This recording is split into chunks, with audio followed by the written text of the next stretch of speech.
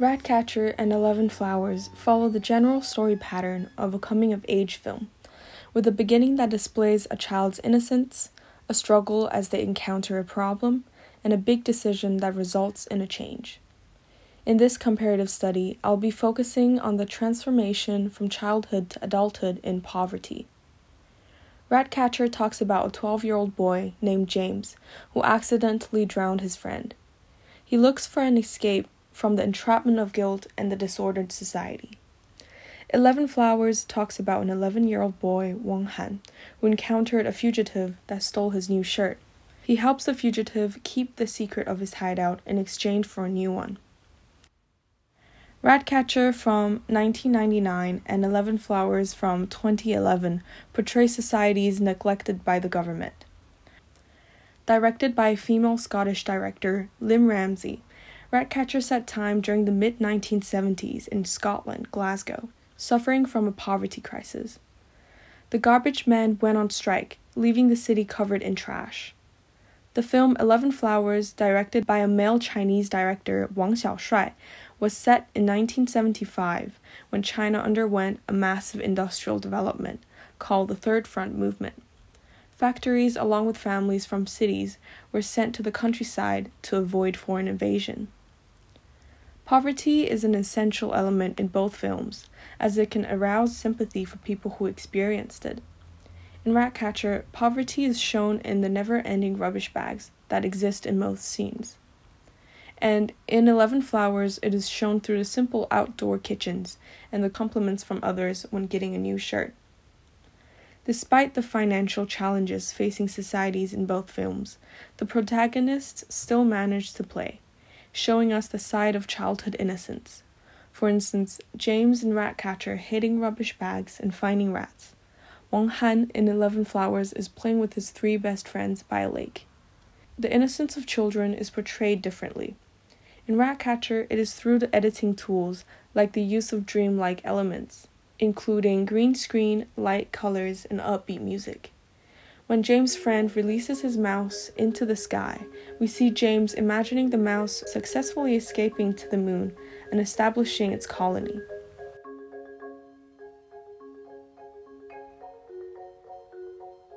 Its palette is principally a series of glum earth tones with an occasional vivid splash of color.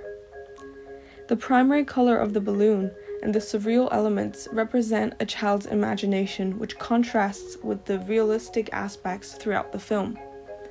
Unlike Ratcatcher, typical elements for children show innocence in 11 Flowers. For example, kids' arguments over what matters to them, like a fish or a new shirt. The classic childhood games and sounds, like cicada's high-pitched buzzing sound in the background, creates an unfiltered and realistic image of childhood that resonates with audiences. Both films are great at capturing the childlike perspective by using similar cinematography. For instance, the use of handheld camera movement and the upside-down perspective accurately presents scenes from a kid's point of view, building an emotional connection. The reality of both societies interrupted kids' innocence by inflicting internal conflicts that forces protagonists to grow. Similarly, the dark secrets hidden by the boys are vital elements that drive the plot. For James, it is the guilt of hiding the real reason why his friend died. The marginalized composition of James in this scene emphasizes his feeling of guilt. Using a clear single shot, the author conveyed his isolation from society and his family. Guilt is also shown in 11 Flowers, where Wang Han tries to lie to his mom about the white shirt. In this scene, the position of Wang Han is below his mom.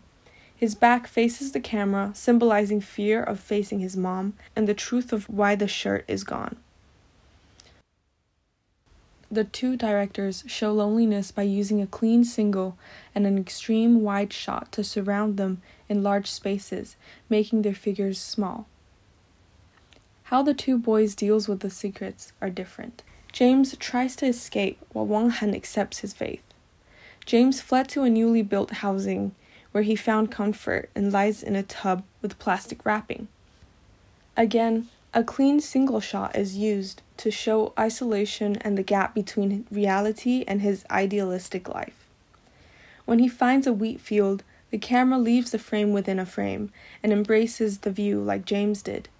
For a moment, we see James leaving concerns for real life and starting to enjoy things that make him happy.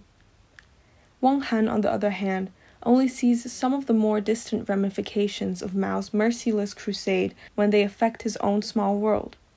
He unquestioningly accepts the harshness of his existence, for he has never known anything else.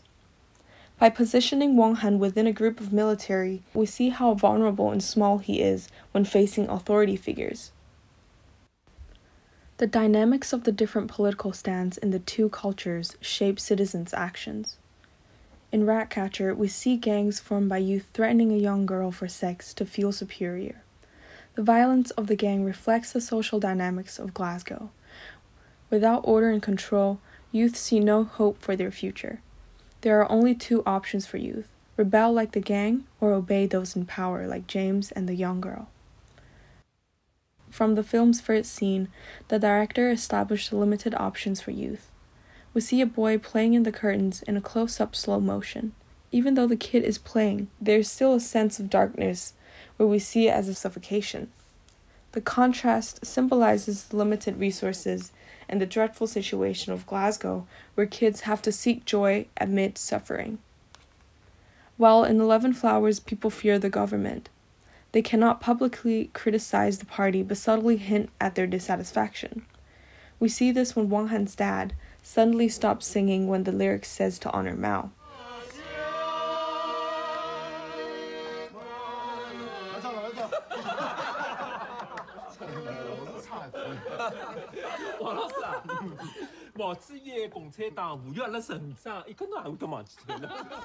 The director also subtly shows the conflict of politics by showing chaos and disorder in a namely ordered society.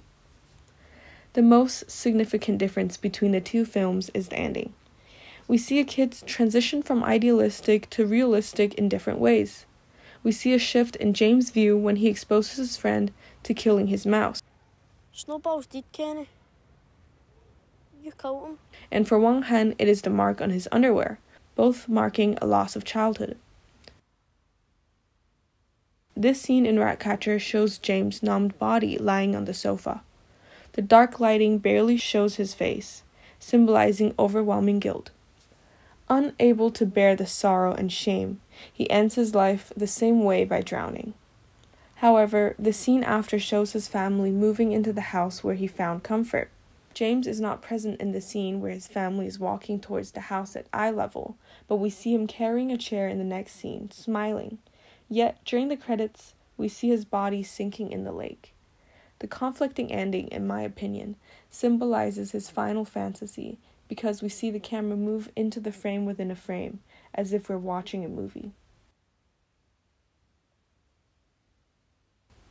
Different from Ratcatcher, the ending of 11 Flowers shows the maturity of Wang Han.